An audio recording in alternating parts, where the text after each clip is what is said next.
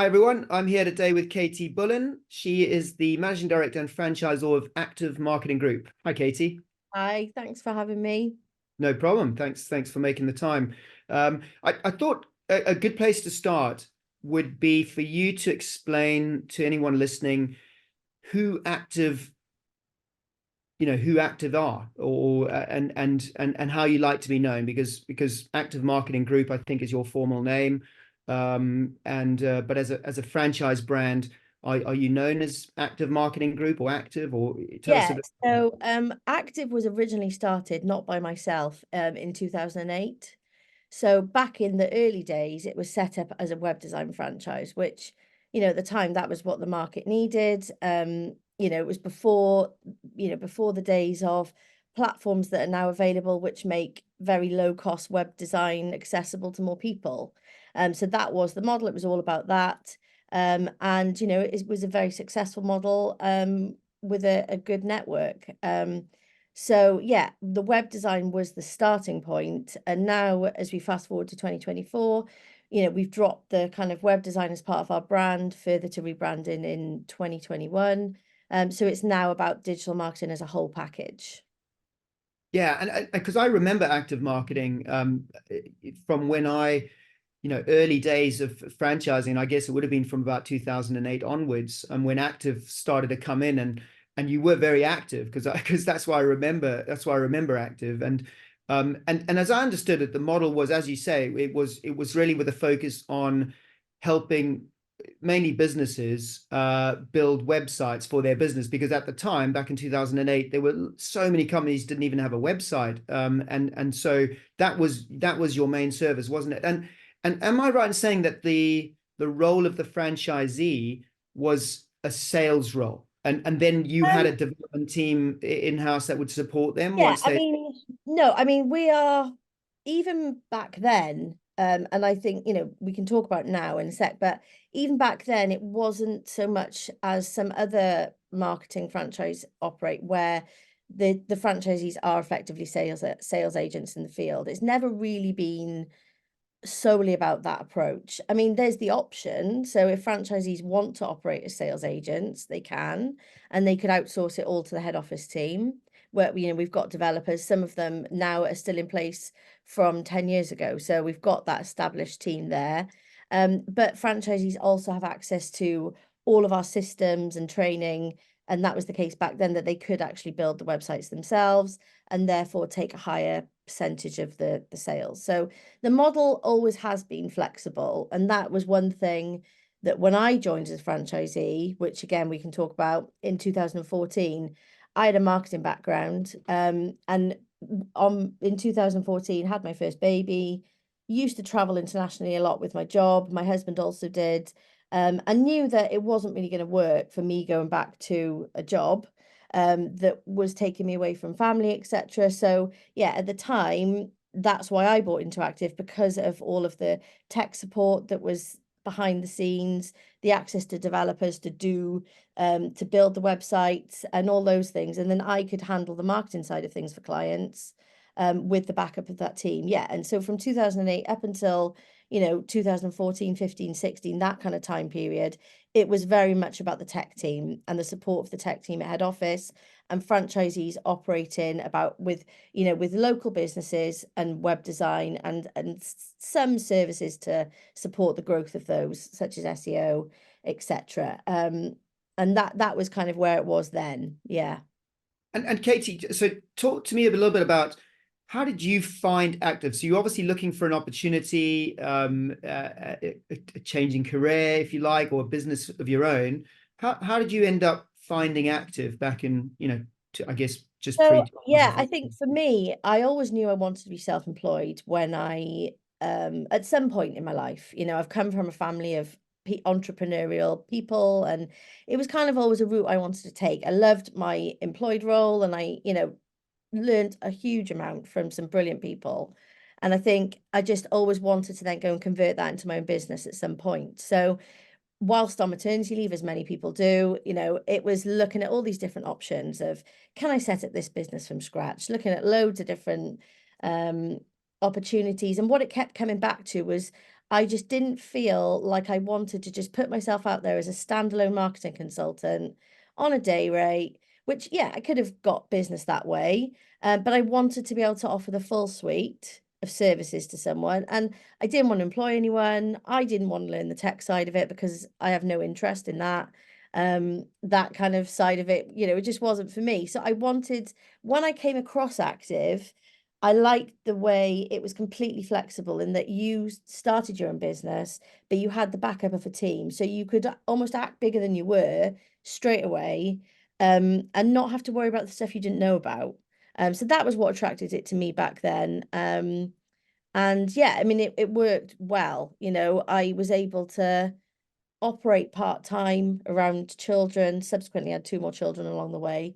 And it's I've always kind of, when I was a franchisee, worked generally part-time and was able to effectively operate a full-time business with a full-time revenue. So it was a great option for me at that time of my life, yeah. Right. And then the transition, there was a transition in that. So you went from franchisee to more than that. And so how did that come about and Yeah. develop?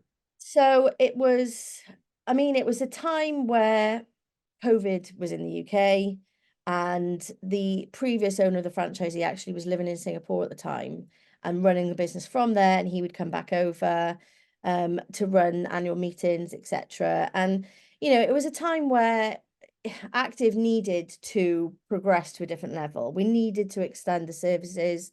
We needed a rebrand. We needed more support. We needed to go give franchisees needed more support, more training. It was just a transition point for the business. And I think, having had conversations with the previous franchisor before about getting involved in kind of like a marketing strategy side of things, helping with that rebrand and into the next phase, the conversation kind of came about as a result of COVID, as well as kind of conversations we'd had, that, maybe this could be a good time for you to acquire the business, and take it forward. So yeah, I eventually took over and acquired the franchise in January 21. Wow. Okay. When my third child was 12 months old and we were in COVID, which was it was kind of a crazy time, but um I wasn't not going to do it, and I'm glad I did it, and it's been a ride, but it's been great. And and Katie, was that as a was that you as a single franchisee becoming the franchisor, or were there a group of you, or and there was obviously a network. Yeah. So the How network exists, the network that was there then, most people are still in place and there's additionals. But yeah, at the time it was, we as a group of franchisees did discuss various different options. And I was only ever really keen to go down that path if it was as a sole person. Um, just because I just think things can get messy sometimes. Um and I had the backup and support of all the franchisees, I think, a lot of them anyway. And so it felt like the right thing for the business, and it felt like the right thing for me personally. And yeah, it was a bold move, but it was yeah, it was the right move, I think. Yeah. No, I've spoken to, not, it's quite rare, it doesn't happen that often, but I've spoken to a few people that have gone through that transition where they've gone from franchisee, making a decision to join a business and become a franchisee, and then successfully kind of run that business and build it, and then transition to becoming the franchisor and acquiring the business. And I think that the hugely positive aspect of that is the fact that you have been properly in the shoes of the network. You've been a franchisee, so you have walked their steps totally every step of the way. And so as a franchisor, your empathy and your consideration and your understanding of what they do, what they go through, is it's unparalleled. It can't be matched. I think that's a huge positive of that kind of ownership change. Yeah, and I think you know granted, I probably underestimated the amount of, change, everything that was going to go on. But the fact that we had to go back further and deeper has springboarded us much further forward now. As much as at the time it was like, wow, this is more of a project than I quite realized, alongside still having my full client base to service.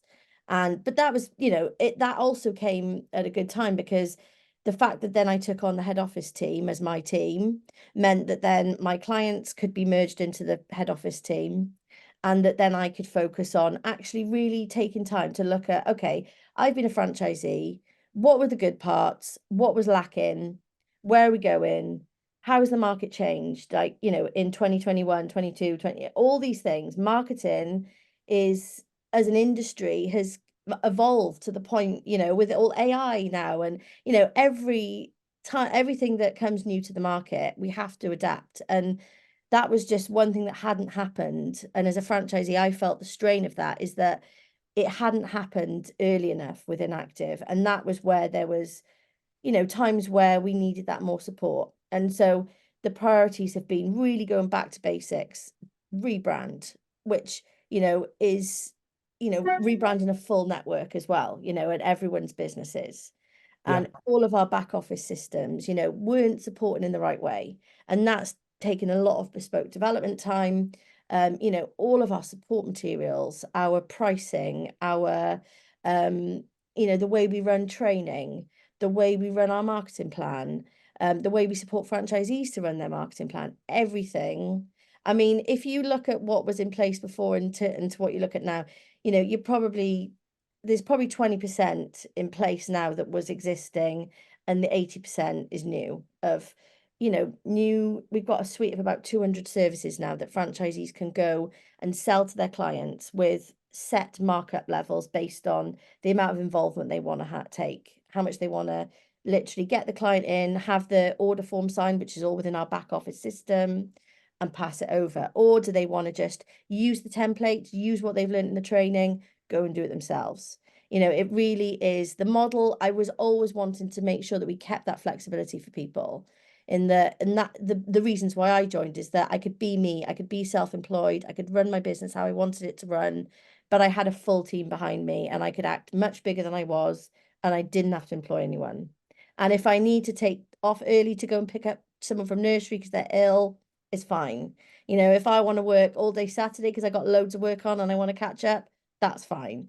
Yeah. It's really, the model now is where I would have wanted it to be when I joined nearly 10 years ago. Brilliant. Yeah. So no, that sounds amazing. I think that there's always something to be said about a fresh set of eyes coming in on a business that's done really well and been successful. I think this happens with so many businesses, is you don't always take a step back and think, how can we totally rebrand or rechange things, because things are working, and so there's a tendency to leave things as they are rather than address everything, and that's understandable. So it's it's great that you were able to come in and make all those changes. Yeah, and I think it means now, we're very clear on what our values are. We're very clear on, the type of service we want to give to clients. We've got a network of around 1,000 clients now across the UK and Ireland. And it means that we're very clear now on who we want to bring in as franchisees, because, you can bring in people, but if they're not going to contribute to the network and make it better and, grow this brand with us that we've invested so heavily in, then it's not going to have the longevity for everybody involved. Yeah, absolutely. What's in terms of franchisees and numbers, and where are you at in the UK, and where are you looking to get to? So let's talk about Yeah, that. I mean, the network is smaller than it was back in 2008, because it was very much about lots of franchisees selling lots of cheap websites. They were back then. Yeah. And the model now is very much more now about collaborative working with the right franchisees who are taking on clients that they're not just building a quick website for. Yes, those projects still happen, and that's great. But ultimately we want franchisees that we can bring in. They can be the franchisees that we've got now. They're very aware that actually, nothing is handed to you on a plate. And this is what I was always say, it's not a get rich quick scheme, but for the right people that want to work really hard, network and build their reputation within an industry or an area, that we can have that collaborative approach. So the people that we're looking to bring in now are very much people who want to work with clients on more of a long-term basis and offer branding, web design, ongoing strategy, monthly retainers that are supporting their business growth. So, you know, our network is smaller than it was, and you know, we're now ready to scale that up. But again, we're not looking to scale that up to the level of, you know, tens and tens and tens of franchisees that we had years ago, because it's about the value of those clients that come in. So, you know, you could be looking at, you know, a sort of five-fold increase in the amount of budget a client is bringing in for each franchisee in comparison to what it was years ago. And it's about being able to give that service in the right way so that the franchisee can operate in a way that helps that client grow their business and be in it for the long term. So So yeah, it's we are looking to scale, but it's staggered scaling, you know.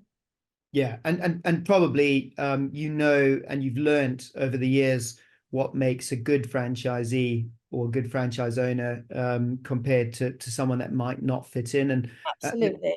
and that makes a big difference, I think, because I every franchisor goes through a process of trying to understand their ideal franchisee profile, and you just can never design it on paper and get it right first. You have to live and breathe it, and it Yeah. takes time. So yeah, Yeah, and I mean, we've gone through, and we're going through it now actually, is that back in the day there was a part-time option available, and I actually joined on a part-time option back then, and kind of then increased to full-time as I grew the business. But you know, it's understanding, yes, we want people who are committed, but actually, you know, and there's so much in the media about, you know, I'm a mum myself, but it's not only mums who potentially do want part-time options for their business, you know, it's looking at the people that in the time they've got, they can do well. And so, yeah, we're still exploring the idea of potentially rolling a part-time option back out, to support people on just a smaller territory, really. yeah, and uh, so for anyone listening that's interested or knows someone that might be interested in this type of franchise opportunity to start with, where's the best place for them to start? Like, you know, give a website address if that's easiest, but just where would you encourage people to go and have a look? Yeah, so our website is activwithoutanyfranchise.com. And I think if you go on there, you can get a general feel for existing franchisees that we've got. There's some success stories. You know, there's some case studies on there of kind of how we work with clients, a guide on what margins you could get from different projects that you're working on, etc. And yeah, the website is a good place to start. And then what we would do is take you through kind of a process of looking at all of that, you know, what is involved within the franchise, yeah, and how we go about bringing the right people in, really. It's got to be right for both parties, ultimately. Yeah, okay, and so because you'll have obviously marketing is your thing, right? I wanted to ask you about um, how you support franchisees, existing or new, Yeah. to help them to find clients, and how that all works. And the reason I ask is because I think it's fair to say that most franchisees, and this goes across almost any industry really, marketing is a weak point for most people. You know, it's something that they don't understand, and so when they invest in a franchise business, they almost, well, they wouldn't invest really unless they felt comfortable that the marketing side was well supported. How do you require franchisees to have a strong marketing background to start with, or not? Like, what's your No, ideal I mean, franchisee profile? it's there's two kind of answers to that. So we have historically, I was the only real franchisee that came on board back in that time that had a strong marketing background. And I think that's where I operated differently within the franchise. I took it to another level whereby I wasn't just offering websites, as I said. So it became part of a full suite. And so I mean, in some ways, I can't believe it's taken me till 2023 to work this out. But it basically, last year we rolled out another brand for the franchise. So we've got our location brand, so active digital marketing with location. So the location franchisees that we've currently got. And then we have rolled out late last year, and we're just kind of recruiting at the moment for people to fill those slots. And the branding of that is associated with the person's name. So I was talking to lots of people about joining the franchise, and a lot of people with an existing marketing background or someone who'd had success through becoming a bit of an influencer on Instagram, and they've kind of self-taught, they didn't want to lose themselves in this active brand because they've built a network either professionally as a marketing professional or online, or so the thought of becoming active digital marketing Cardiff, for example, just put them off because they were losing their identity in it. So, and whilst that still works for a lot of people that we talk to because they want to just have a business in their local area, it's not necessarily about a network they've already got. They want to build this business that is recognized locally. On the other side, we've rolled the other brand out because based on all the feedback, they wanted the framework and they wanted the support. They wanted the training and everything else, which I'll tell you about in a sec. But they really wanted that brand to encompass them. So we've now got a second franchisee trading brand, which we're just going through recruitment at the moment, as I said, which is active marketing and then by the consultant name. And so this branding's a bit pared back. It's a bit more influencer friendly, I would say, when you look at that branding. And it means that, we can attract and complement existing marketing people in a way they don't lose themselves. And as part of that process, we rolled a couple of other things out at the end of last year. So one thing that came through from a lot of research and conversations and with my network and existing franchisees is that people who have been working in marketing, if they haven't got like a formal background or they haven't worked in corporate and been through the mill, so to speak, in terms of learning their trade, they felt like a bit of a fraud. I did an article on with the Chartered Institute of Marketing last year on imposter syndrome, and it's a very real thing, and I think people sometimes are looking to join a franchise because they want that validation that they're an experienced, qualified person in their field. And that's what we found with this wave of person that we're talking to, is that they wanted somehow to show that they were qualified enough to talk about what we sell ultimately. Yeah. And so we've rolled out like an internal CPD program. So our franchisees receive 2 weekly training webinars, which have been ongoing since 2021 anyway. So once a month is a technical topic to do with web development, platforms, all those kinds of things. And the other session is on marketing. So it could be anything from, when Threads launched, a new platform that comes through.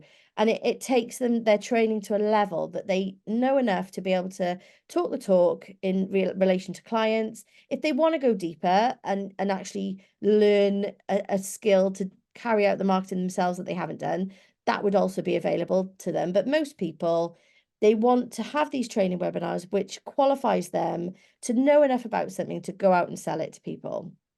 And then as part of this CPD, they run through all of our training modules and they have to pass on our back office system the questions at the end, and then they can show their accreditation within these topics that they're fully trained. So we've got an internal KPI that 85% of our training modules have to be completed by all franchisees to make sure that this network is expert and we're keeping on top of trends. And as new things come out, we're doing the right thing for our clients. And our franchisees feel fully like they don't have to worry about anything new that comes out. They know if there's a development within WordPress or whatever, they're going to have that rolled out to them in a webinar, and they're going to be able to take the questions and the training module within our system to show to their clients that they're fully trained. And the other thing we also wanted to roll out was a franchisee support panel is new for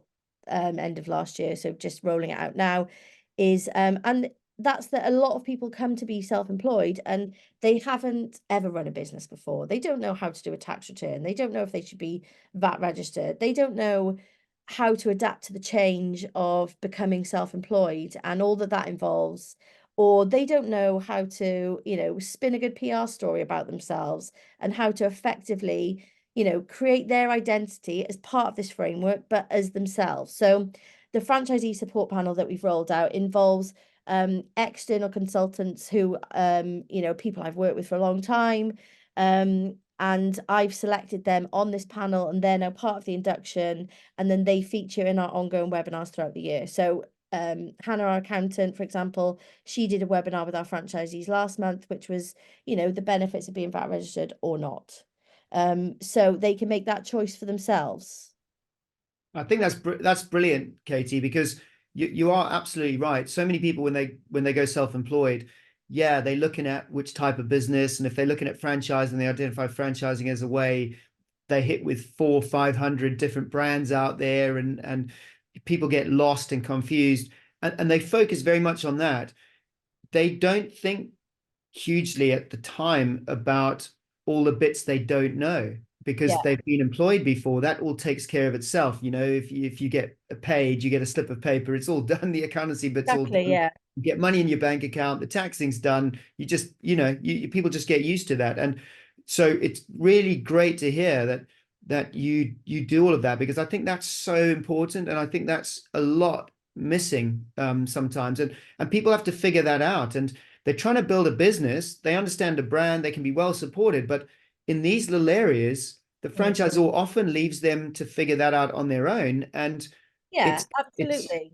And I don't think it's yeah, right. So it's really good because, and I think again, this is going back to me in my days, when you think, oh God, I don't want to contact an accountant for advice because how much is he going to charge me? Like, I haven't billed a client yet this month. And when you're in those phases, I believe that if you're buying into a franchise, you should be able to have all the tools you need to run your business, and you should feel secure and safe in that network. And I think our network is going to benefit from that, because if we fully support the right people, they're going to do really well, and it's anyone who comes in who isn't the right person and who isn't supported, they're going to be on an uphill journey. And and that's not good for, the internal morale. And it's just a very supportive way of doing it, I feel.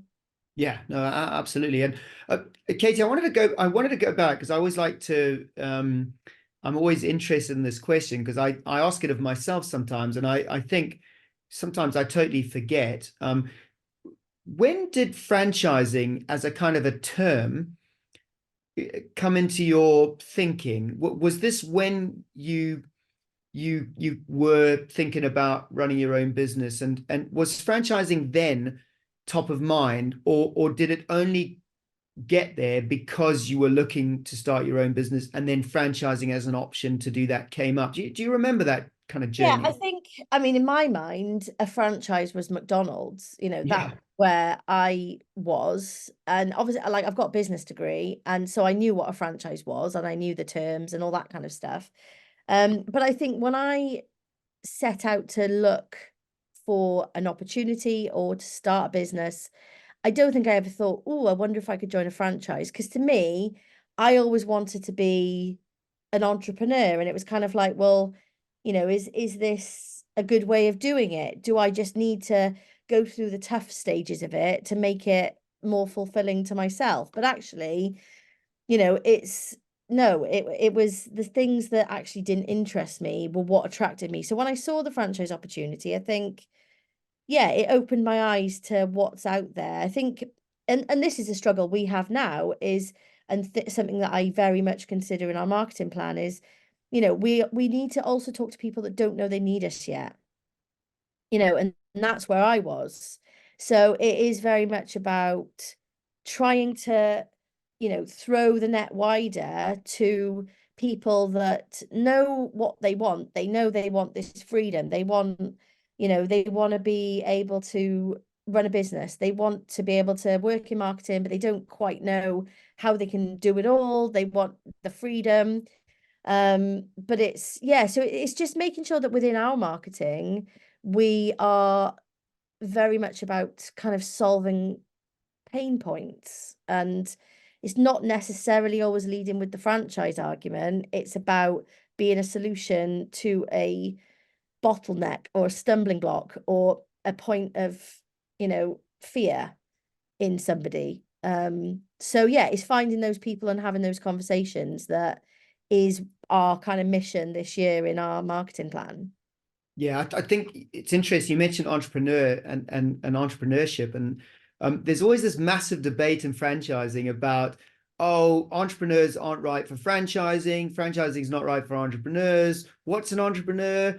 And all of this. And I think there's probably some myths in there, and some people certainly are more entrepreneurial than others. And true entrepreneurs are a very tiny percentage of the population. We kind of know that, and they are your Richard Bransons and the rest of it, Alan Sugars and so on. But the rest will have an element of entrepreneurship about them, and that's where franchising creates this perfect kind of hybrid of them. If they choose the right brand, Yeah. they can exert that entrepreneurship whilst also shortcutting their learnings and speeding up their growth of their new business, and alleviating some of the risks. And I think that's where franchising and entrepreneurs can merge. And I'm starting to see that. And it's not to say, oh, all entrepreneurs are not good for franchising, because they won't be compliant and they'll want to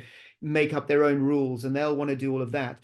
To those kind of people, I always say, see how much say you will have within the franchise brand. Because if it's a really well-established 20-year-old franchise brand called McDonald's, well, I'm sorry, you're not going to be able to go in there and change the brand and change the menu and do all of that as an entrepreneur. But if it's a new brand that's or quite new, they actually will collaborate really well with with entrepreneurial business owners who will come and add ideas, and that, Absolutely.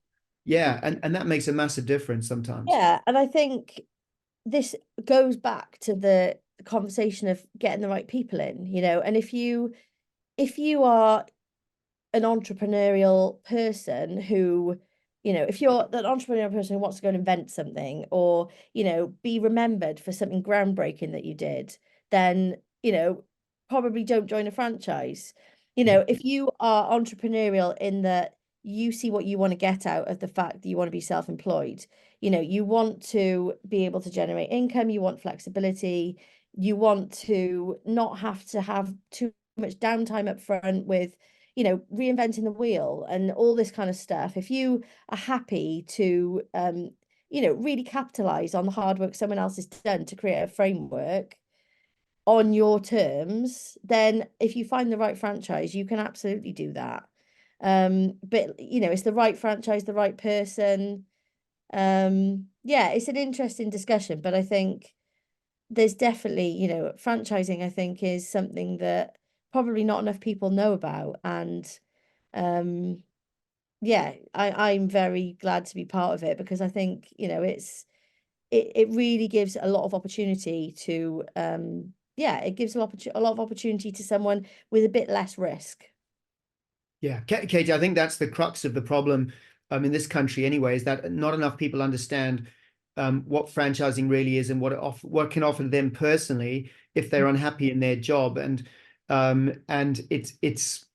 it's trying to promote franchising to people who may be happy in their job now, but in future may want their own business. And if they can start to understand, oh, there's this thing called franchising and it exists, and this is what it means, then in 2 or 3 years' time, when they do leave their career or their job, then things, then at least they understand that's happening. And so I think everyone's trying to do more and more to help that process, but it's difficult, definitely difficult. Yeah, So yeah, it is difficult. And but it's it's what one conversation that I dislike having is when somebody associates franchising with kind of like pyramid schemes and all that kind of thing. yeah, And I get very protective of the franchising world when it comes to that because it's not. It is completely different, and I'm sure there's some franchises out there that don't operate as ethically as others, and there's less freedom within a framework potentially, but you know, a franchising opportunity in my mind, and as far as much as for active, it's got to be about that person, you know, and what they want from their business in the framework of the franchise. And it's, you know, it's a viable, you know, business. It is an actual, it's a real business. Yeah, yeah, no, absolutely. And so, yeah, I always talk about sustainable franchising, and that's what franchising really should be, is sustainable for everyone involved. And it makes sense in that way. And Katie, I wanted to, because of where you've been as a franchisee and then a franchisor, what was the biggest, I guess, challenge for you personally, becoming a franchisor? Because it's a huge step, really. Like if you just stand back and look at it, there you are as a franchisee running your small, you know, SME business, and then you're suddenly going to become responsible for lots of other people doing that, and it's like massive, and this is why it's rare, right? This is why you don't talk to people very often that have done that and have succeeded in doing that. And so I just wanted to ask, because it is a huge thing. But what was the biggest hurdle in that? And Yeah. maybe with hindsight as well, because I think sometimes you don't think about these things when you go into it, and then you understand how difficult it can be. But what were the main things Yeah, I you? think, you know, I mean, don't get me wrong, I've had my moments where it's been, you know, a bit stressful, but I think the biggest change, and one that I, you know, massively underestimated, is, you know, I'm going from, like you say, being a franchisee covering Cardiff area, you know, didn't employ anyone, you know, I was maybe outsourcing things, you know, that kind of thing, you know, had 3 children, husband, all that kind of stuff. But and then I went to, you know, an employed team of, depends on the type, but around up to 10. And then the whole network of franchisees who, you know, do depend on you for the success of their business ultimately. You know, and it is a responsibility that I take very seriously. You know, I've always said to them along the way that, you know, there's going to be times where we have to change things. And when I took over, you know, that curve, I don't know what it's called, but you've got the change curve, you know, it's amazing and everyone's really happy. And I think I had, like, you know, 500 bottles of wine from the network for the first Christmas. And it was all like, this is amazing. And then I had to make some really hard decisions. You know, I had to put price increases in place. I had to get tougher on certain elements that franchisees potentially had more control of before. But you know, that was always done with a plan and a reason. And yes, there were times where there was difficult conversations with people. You know, this always used to happen. I said, well, it's not happening, you know, it's not happening anymore. And the reason it's not happening anymore is because I want this business to go places and be where it needs to be in another 15 years' time. And so I think for me as a franchisee turned franchisor, I think the emotional, the kind of like the amount, the responsibility for people has been one thing that has been hard. I mean, it's, you know, it can vary, you know, with employing people, there's an element of things that are involved within that anyone who knows who employs people will know. Being a franchisor, then you've got, you know, you're responsible for people's livelihoods ultimately.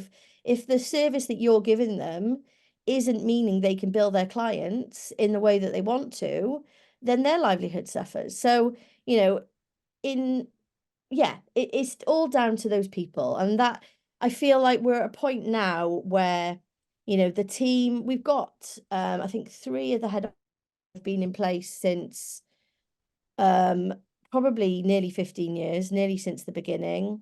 Some of the franchisees have been in place since nearly the beginning. You know, we've got newer team, newer franchisees, but there's a lot of history with everybody. So everyone is a very, we're at a point now, I think, where we've been through that period of change. I've sort of feel like we've proven ourselves to our franchisees again, that, you know, we've built their trust again.